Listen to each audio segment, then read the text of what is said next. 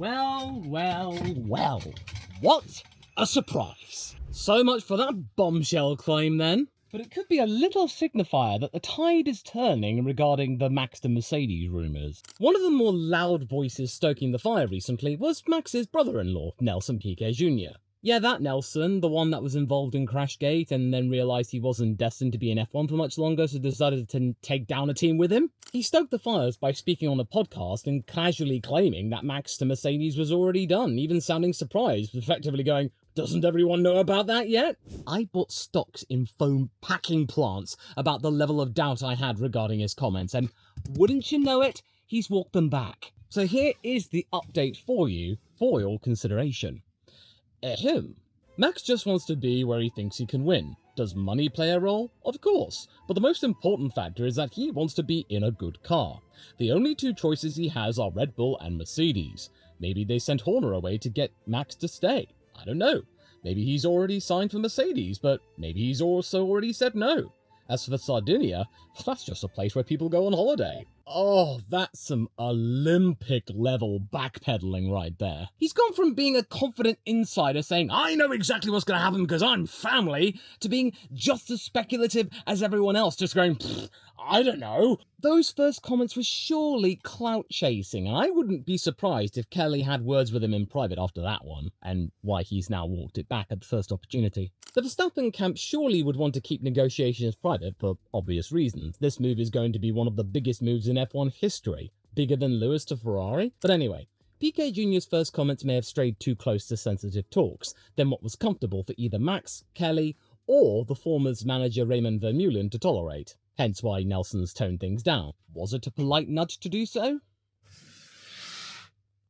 I don't think he realised how serious people would take his comments, what with the family tie to both his sister Kelly and now Max. This makes him more credible than most sources who claim similar things. And also, it could easily jeopardise the talks that are supposedly ongoing, according to the likes of George Russell, who indeed is a legitimate source since, well, he's in the middle of all of this. Leaking supposed done deals risks confidentiality being breached, and maybe all of these talks that we've been hearing about would have to be started over again with completely different representatives. It's a very, very crucial point, and then Piquet Jr. just came out with that. And by stressing that maybe he's already signed, maybe he's also already said no, he's now repositioned his words as speculation rather than revelation. So you see, he's no better clued up than the rest of us. Okay, so it's not much different to what we've been saying, as in like, he could move to Mercedes, he might not move to Mercedes, I don't know.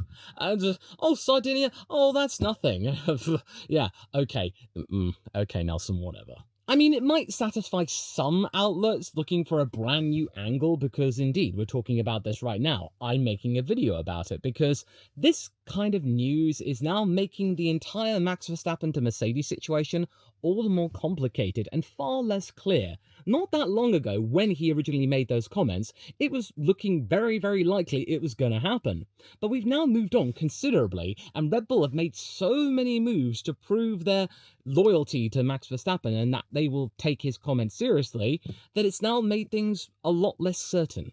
But I think one thing is certain, is that what Piquet Jr. did in walking back those comments has now made him less legally responsible. Well, okay, Law, what does this all mean then? Well, it doesn't necessarily mean that the Mercedes talks aren't going to happen. They've not been completely sent to the realms of oblivion. Because one thing Nelson did say, which is still quite true, is that it is very much a two-horse race. It is between Red Bull and Mercedes. But it's now gone from a case of it almost being signed, according to his words, to Max still deciding that there is still an element of just confusion, a lack of clarity, which might align with reports according to Toto that there could be a decision made sometime in August, maybe some sort of announcement after the summer break in time for the Dutch Grand Prix, so Max Verstappen can announce what he's going to be doing next year to his adoring Orange Army. I'm quite sure that both parties are exerting an element of pressure here to get things done and across the line, because there's 2026 to be had here. They want to be sure exactly which drivers they're going to be representing. But I don't think there have been any final signatures yet. I don't think it's like something we're hearing from Sergio Perez, where effectively the deal is done,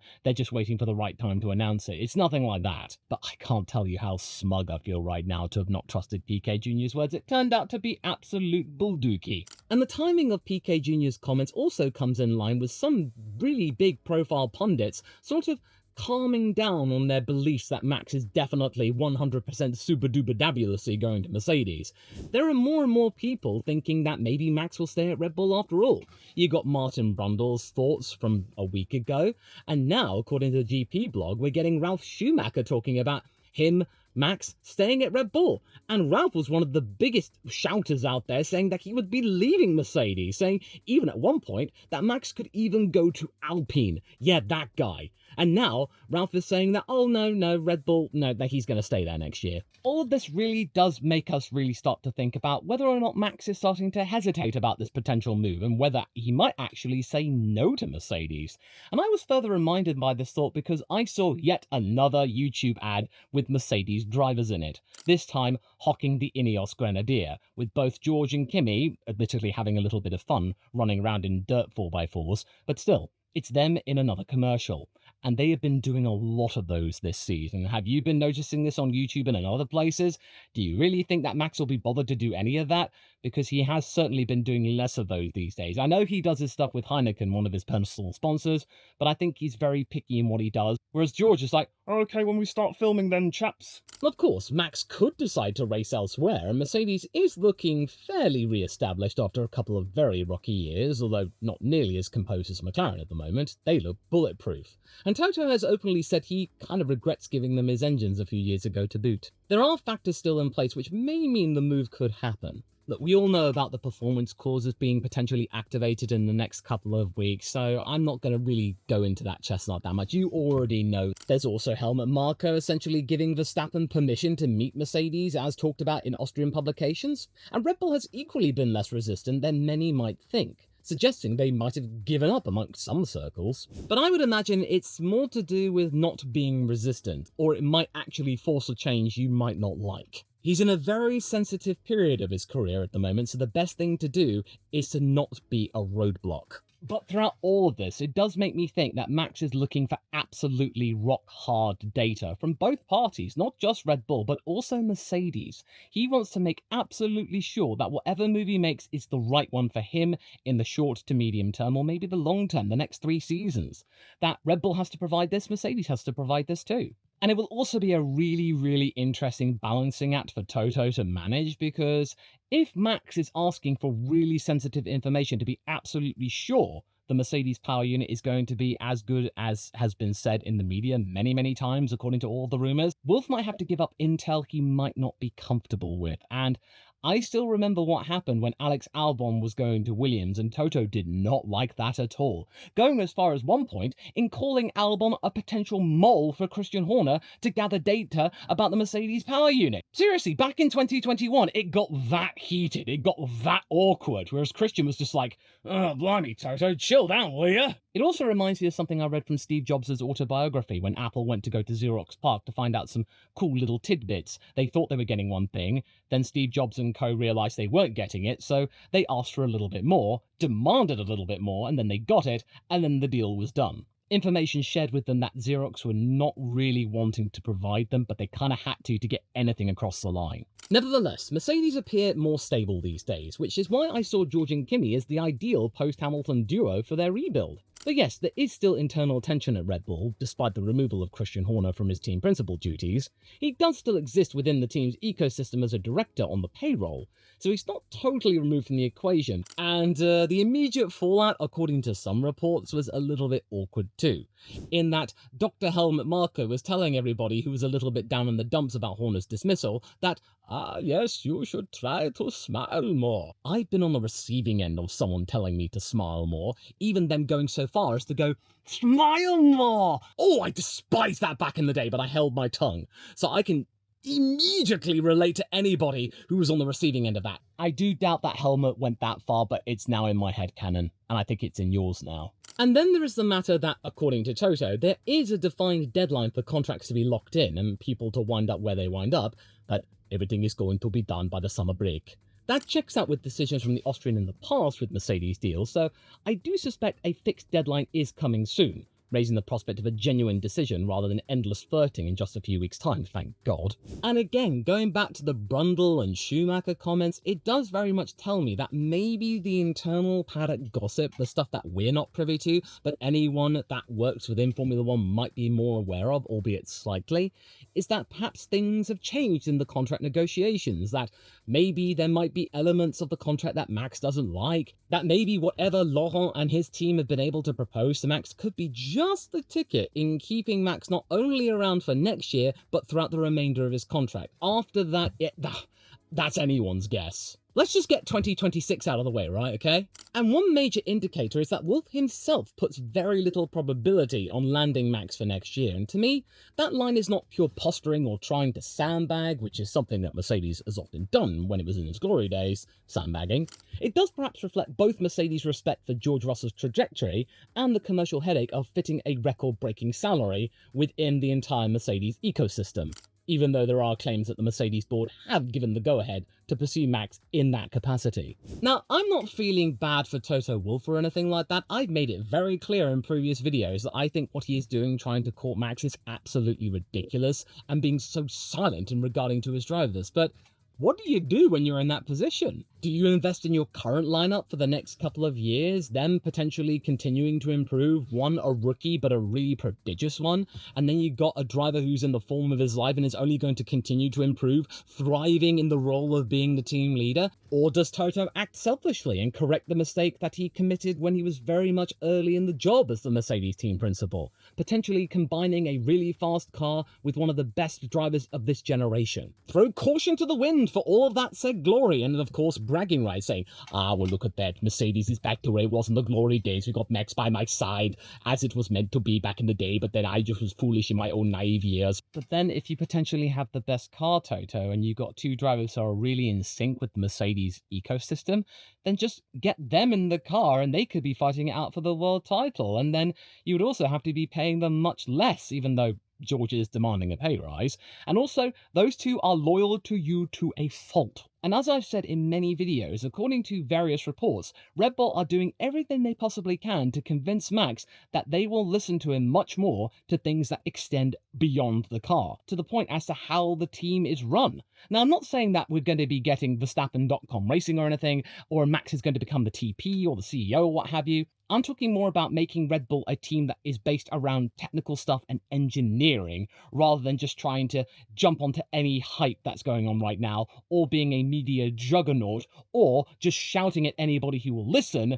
to try and get their way with protests, and therefore bringing everyone down to their level instead of them innovating from time to time to save a little bit of money, because it's a lot cheaper to protest about something than to come up with your own version of something. But that might not be for much longer, because the FIA and Formula One are very much discussing the possibility of raising those fees, because it's just €2,000 per protest, and to them that's chump change. It could be much more, and it might actually cost to set up an internal FIA investigation like the one that we saw with the McLaren braking system. That was insisted by Red Bull. They did it, FIA, in excruciating forensic level detail. That surely must have cost a few bob. So the days of just throwing out protests willy-nilly may be no more.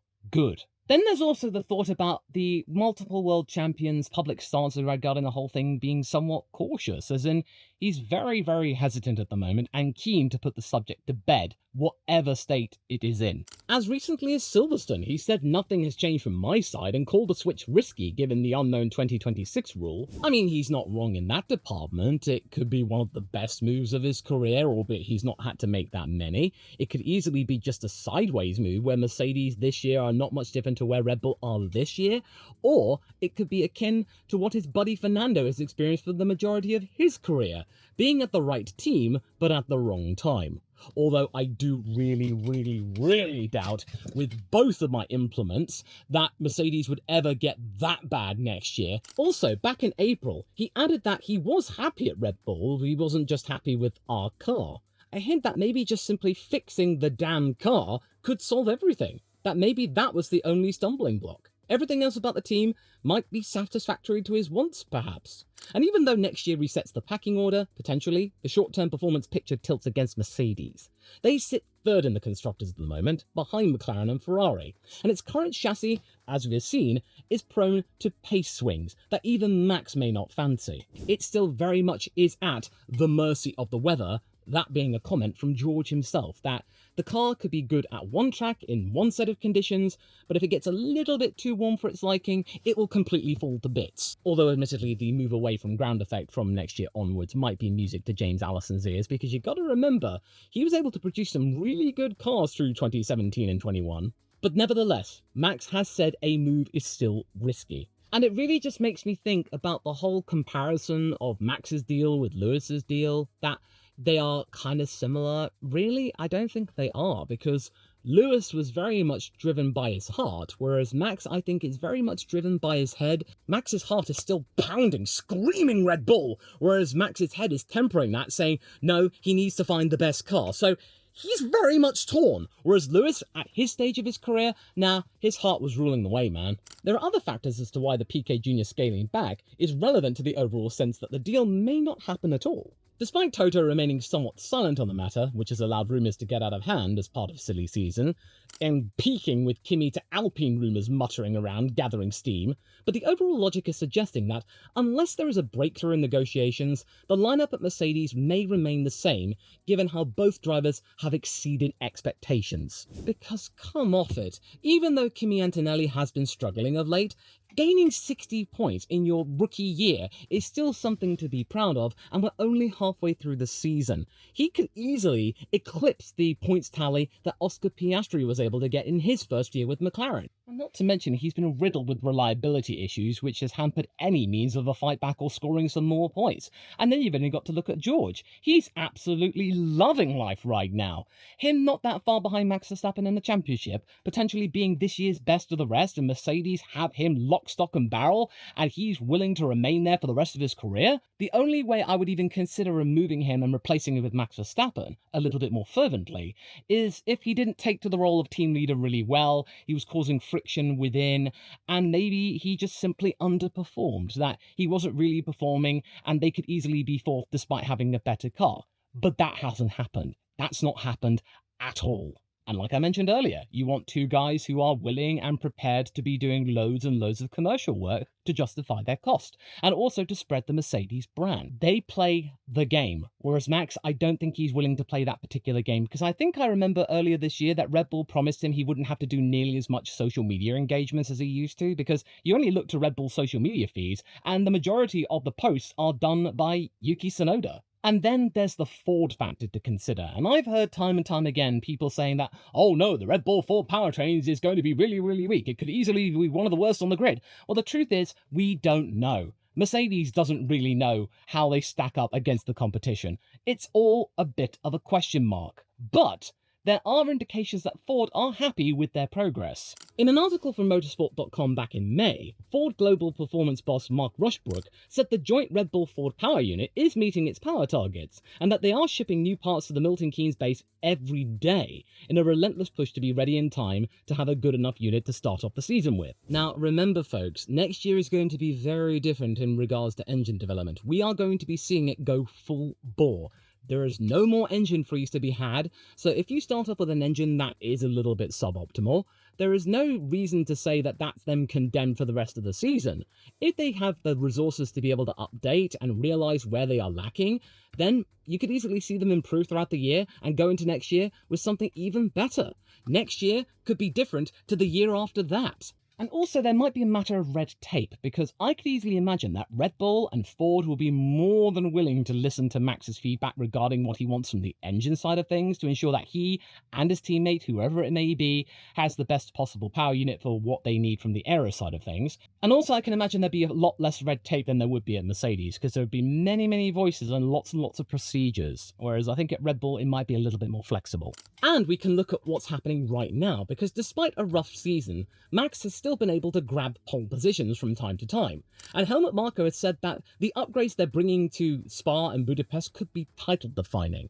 A driver who sees his own car improving in real time might be less likely to jump ship for theoretical gains elsewhere. Marco's not wrong. They have been Red Bull producing upgrades which have provided some improvement, but just not enough for Max's tastes. They could have easily pulled off an Aston Martin and gone down an absolutely horrific path that set them off course, way down the order, and maybe even being bothered by Williams and Sauber. Well, that's not happened. They have been able to produce something. There has been some progress, and if these new upgrades actually produce even more results and are more potent, then Max may be happy and thinking, okay, I like this. We are actually getting somewhere. And you also remember the point I mentioned about Kimi having reliability woes with his engine? That is something to consider, and this is the first time we have seen major reliability issues from Mercedes power units in quite a while. Not just from the works team, but also from the likes of their other customer teams. McLaren have escaped that for the time being, but people are going to be paying attention to them and thinking,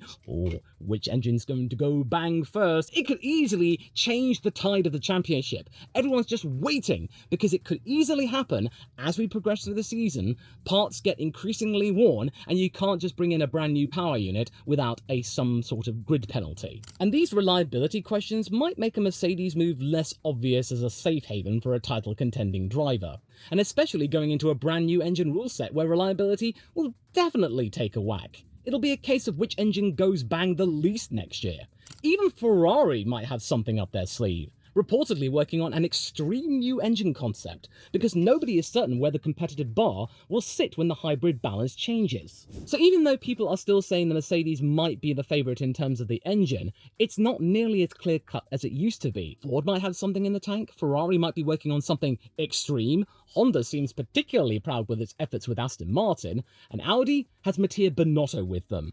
And I am really confident that they can easily do the business with that guy, so you got to be watching out for them too. So anyone switching teams for 2026, it's an incredibly risky move, and I think that Max is fully aware of that little bit of a mystery. So all signs are pointing to growing uncertainty, and why some pundits are thinking, yeah, no, Max may stay after all. I still believe that Red Bull might have done enough to keep Max with them for at least another year, and if it continues to improve next year and he likes what he gets with the RB22, another year after that. Speaking of remaining with teams, it seems likely Esteban Ocon will remain with Haas for a long time, perhaps even winding up as the lead man should Toyota up their engagement with the team. To find out why I think Esteban Ocon's redemption arc is in full swing, watch this video next, straight after this one.